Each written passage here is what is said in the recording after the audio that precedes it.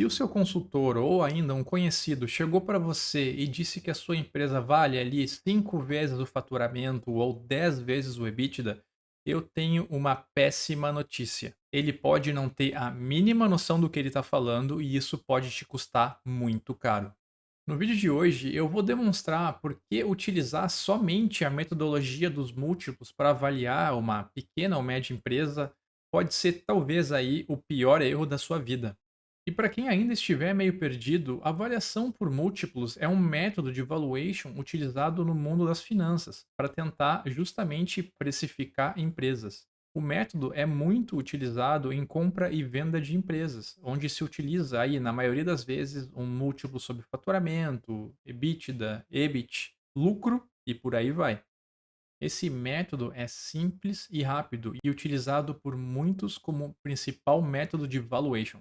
Olá, meu nome é Paulo Eduardo, eu sou cofundador da Valutech, uma plataforma de valuation e também sou especialista em valuation de empresas, com foco maior aí em pequenas e médias empresas e também em valuation de marcas.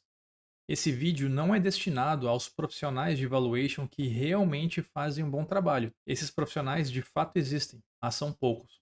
O que eu mais vejo por aí, especialmente quando eu falo de pequenas e médias empresas, são avaliações feitas com pressa, sem muita profundidade, mas que ao mesmo tempo elas passam aí um ar de sofisticação, com os relatórios modernos, uns gráficos bonitos.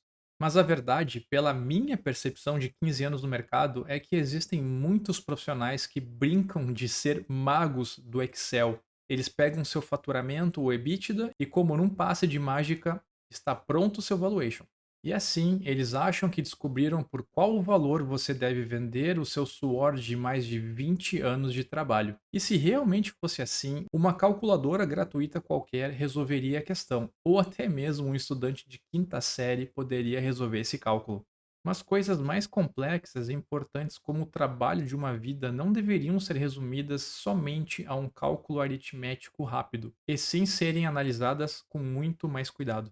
E é por isso que eu decidi fazer esse vídeo, apesar de eu já exaustivamente mencionar as limitações do método dos múltiplos em outros vídeos, principalmente quando falamos de pequenas e médias empresas, eu nunca tinha feito nada dedicado totalmente a esse tema.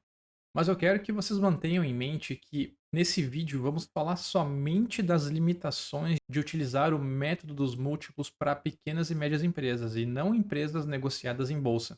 Então, para começar, e uma coisa que eu nunca vi alguém falar, eu posso estar enganado, mas eu nunca tive um acesso a um vídeo ou um artigo nesse nível, eu acredito que definições e conceitos básicos são sempre extremamente importantes. A avaliação por múltiplos são que chamamos de regras práticas, regras gerais ou ainda chamadas regras de ouro, ou em inglês Rule of Thumb, onde o próprio dicionário famoso online em inglês Merriam-Webster descreve regras práticas da seguinte maneira: uma regra geral é considerada aproximadamente correta, mas que não tem o objetivo de ser cientificamente correta.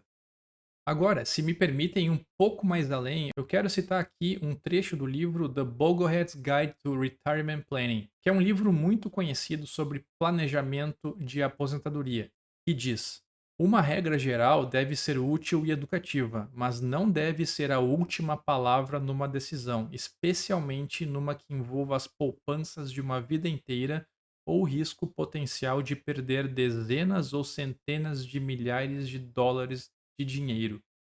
Aqui fica uma visão e explicação mais filosófica da coisa, que foca na definição de regra geral, que é exatamente que a avaliação de múltiplos é uma regra geral.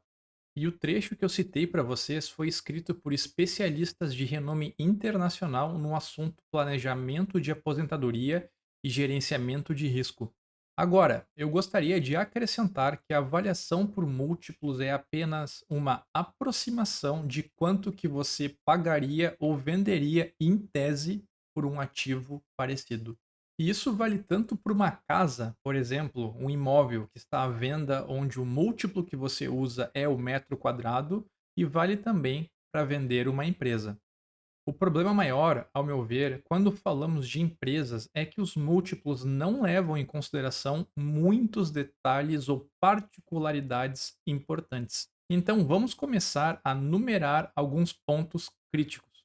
Em primeiro lugar, algo que eu não vejo muito falarem por aí, muito menos em avaliações feitas por profissionais, é que o método utilizado, seja múltiplo de faturamento, múltiplo de EBITDA, é totalmente refém e resultado da amostra das empresas escolhidas para calcular aquele múltiplo. Quando falamos aí de empresas negociadas em bolsa de valores, tudo bem. Você consegue lá escolher empresas parecidas e obter dados muito recentes e de maneira transparente. Agora, se tratando de pequenas e médias empresas ou ainda empresas como a sua, o buraco é muito mais embaixo. 9 em cada 10 avaliações que eu pego e verifico como o múltiplo que originou a avaliação de empresa foi construído, eu vejo que primeiro, não são empresas exatamente do mesmo setor. Segundo, não são empresas da mesma região. Terceiro, são empresas de portes diferentes.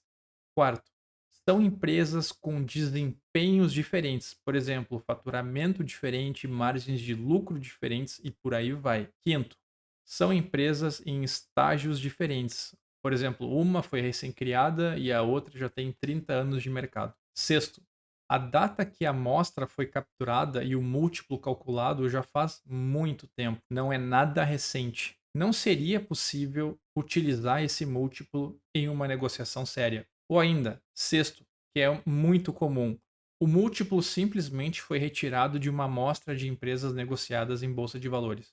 Essa de utilizar um múltiplo da bolsa de valores eu nunca consegui entender de fato. Será que alguém realmente consegue convencer um eventual comprador a comprar uma empresa somente com base nisso? Eu, particularmente, acho difícil. Só se a pessoa que está comprando vai fazer lá uma avaliação interna, aquela diferença filosófica entre preço e valor, e vai achar que, pelo múltiplo apontado pelas empresas negociadas em bolsa de valores, o valor está, o preço da empresa sendo negociada está abaixo. Então aí talvez ele compraria. Eu só estou dando alguns exemplos que eu estou tirando da cabeça agora, mas eu vou citar um exemplo onde eu quis entender a fundo da onde vinha um múltiplo utilizado numa avaliação, e essa avaliação tinha sido feita por uma empresa relativamente conhecida, onde o relatório era bem bonito e moderno, e que a empresa foi avaliada por um múltiplo de faturamento, e que quando eu questionei da onde vinha esse múltiplo, a fonte sequer constava ali no relatório de maneira transparente. E depois de alguns dias trocando e-mails com essa empresa para verificar ali da onde que vinha aquele múltiplo, eles me passaram um link do próprio site deles, onde eles afirmavam supostamente que os múltiplos que constavam nessa página interna derivava de empresas negociadas na Bolsa de Valores dos Estados Unidos, Bolsa de Valores do Brasil e também de um banco de dados próprio.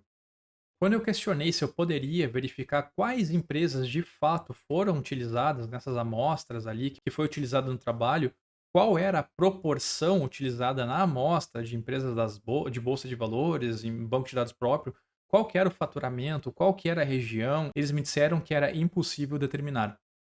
Agora, imagina você, cliente, que vai pagar mais de R$ 10.000 para um suposto especialista fazer o seu valuation, onde nem ele sabe da onde ele tirou aquele múltiplo. E até pode parecer ali um fato isolado, mas a gente está falando de Brasil. E eu conheço várias histórias assim. Transparência e coerência nem sempre fazem parte desse jogo.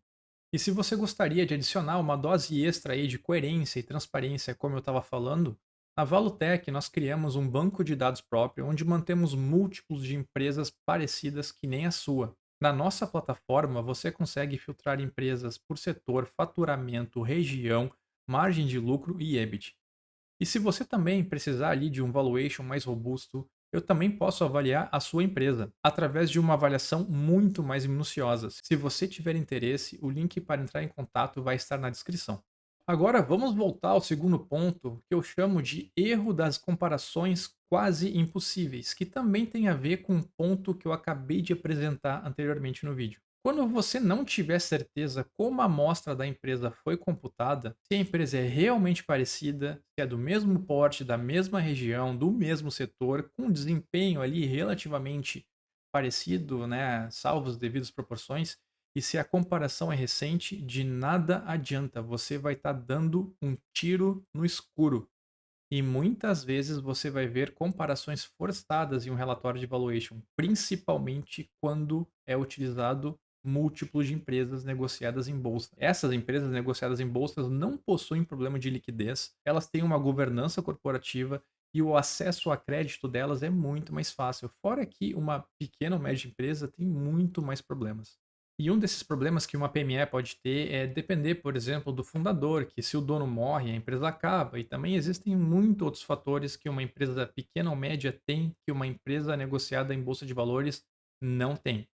Além do que, eu vou falar de novo, ao utilizar um múltiplo para avaliar a sua empresa, você vai estar ignorando totalmente os diferenciais que a sua empresa tem. Digamos que a sua empresa é tradicional, um restaurante ali com 30 anos de existência, onde existem filas aos finais de semana para os clientes virem a seu estabelecimento, e a equipe de garçons e cozinheiros trabalha há décadas com vocês. E na hora do valuation, um consultor pega ali uma amostra de restaurantes aleatórios, Brasil afora, estando nessa amostra ali, restaurantes com foco mais em comidas baratas, com pequenas margens de lucro, restaurantes sem nenhum diferencial, ou ainda restaurantes com dificuldades financeiras, ou ainda até bares, quiosques de cachorro-quente, ou outras atividades que não são exatamente iguais às suas. E aí, como é que fica então? Se você não indagar o seu avaliador, talvez ele nem te conte esses detalhes. Talvez ele só te entregue o relatório final de avaliação e deu, serviço prestado. E no final é aquela coisa que a gente sempre fala: você acabou comparando maçãs com laranjas. E o terceiro ponto que eu gostaria de falar é sobre a contabilidade criativa ou a falta de precisão contábil quando falamos em pequenas e médias empresas, onde é muito comum no Brasil os documentos contábeis não demonstrarem a realidade. Se você não contar ali com um profissional especializado em valuation e esses documentos como o DRE ou balanço patrimonial não forem analisados com cuidado, o múltiplo escolhido para avaliação vai ser literalmente um multiplicador de mentiras e imprecisões. E não pense que eu estou aqui promovendo pânico, longe disso, é que é de praxe no mercado de consultoria e avaliação não fazer nenhum tipo de ajustes nos documentos contábeis. E isso, inclusive, é objeto de contrato em muitos casos. Portanto, se você sabe que seus documentos contábeis não demonstram a realidade, avise o seu consultor ou profissional de avaliação. E se ele for qualificado, ele vai conseguir fazer ajustes para fins de valuation. O quarto ponto que eu costumo falar, que muitos chamam aí de profecia autorrealizável ou efeito de rebanho, como vocês quiserem chamar, e eu falo isso pois eu não ouvi nem 10 vezes, nem 20 vezes na minha vida que uma empresa vale literalmente 10 vezes o seu faturamento ou 5 vezes seu EBITDA, ou algum múltiplo de lucro qualquer. E se a crença é, na maioria das pessoas, que uma empresa vale 10 vezes o faturamento, às vezes o mercado pode, de alguma forma, travar nesse número, ou consultores e outros profissionais podem continuar usando números assim só porque ouviram falar. E aí fica um questionamento: se você e a sua empresa são muito mais eficientes que a concorrência, por que aceitar uma medida padrão? Ou se você é muito mais criativo ou inovador, um múltiplo desses de ouvir falar só vai te prejudicar. O quinto ponto, e eu já comecei falando antes, mas os múltiplos também vão ignorar ativos intangíveis como a força da marca, bons contratos com fornecedores e clientes, software da empresa, patentes ou ainda ali um capital intelectual ou humano, e isso o múltiplo vai passar reto. O sexto ponto que eu também considero problemático é que a metodologia olha somente para trás. Amostras são geradas de números já realizados ali, de exercícios ou meses que ficaram para trás, como o faturamento do ano passado, o lucro do ano passado, e se as condições ali de mercado e a economia do país ou mundo está mudando, ou se a sua empresa tem um gigantesco potencial, você deveria prestar atenção nisso. O sétimo ponto, e eu não quero nem me alongar muito nisso, mas eu vejo muita gente da área aí começando a avaliação pelo final. Ou seja, primeiro a pessoa vai lá e calcula quanto gostaria que o valuation desse, porque existe pressão ali de outros pares, do comprador, do vendedor, do cliente, para então ir atrás de um múltiplo que satisfaça justamente essa vontade.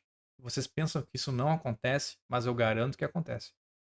E é importante falar que qualquer metodologia é de fato manipulável, mas os múltiplos são altamente manipuláveis, pois você só precisa escolher ali a amostra que gere um resultado parecido com o que você gostaria. Ou ainda, se você pegar um relatório, um laudo de valuation muito simples, talvez sequer conste como foi construído aquela amostra.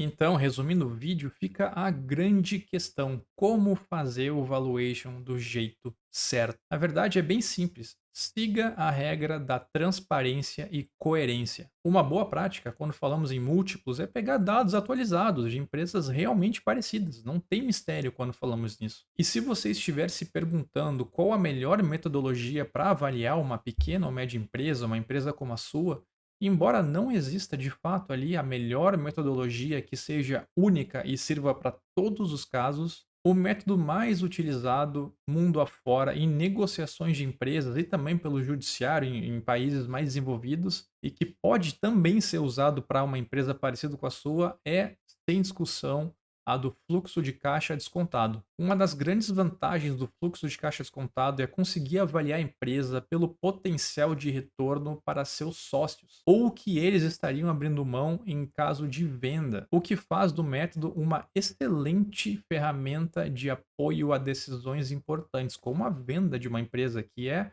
ali, em tese, o maior ativo de uma família, de um empresário. Inclusive, eu fiz um vídeo intitulado A Superioridade do Fluxo de Caixa Descontado, e se você quiser entender melhor como funciona o método, sugiro que você assista o vídeo. O link vai estar na descrição. E se você tiver interesse em avaliar sua empresa por esse método, eu me coloco à disposição, que é um método que eu sou especializado e é só entrar em contato conosco. Agradeço muito por você ter assistido até aqui. Sua curtida e inscrição é o que nos motiva a continuar fazendo vídeos mais detalhados como esse.